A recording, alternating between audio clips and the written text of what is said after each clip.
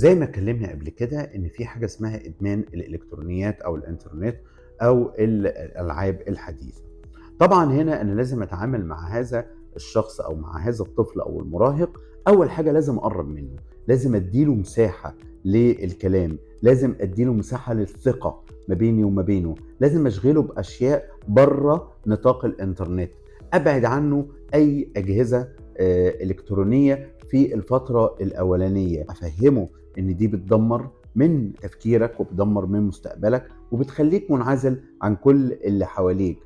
احاول ان انا مش عقاب ولكن اعمل كنوع من انواع العلاج السلوكي للحاله اللي زي دي، عن طريق الابتعاد تماما عن هذه الاشياء، وعن طريق ان انا اقرب منه وابتدي اعمل له عالم حقيقي بدل العالم الموازي اللي هو عايش فيه.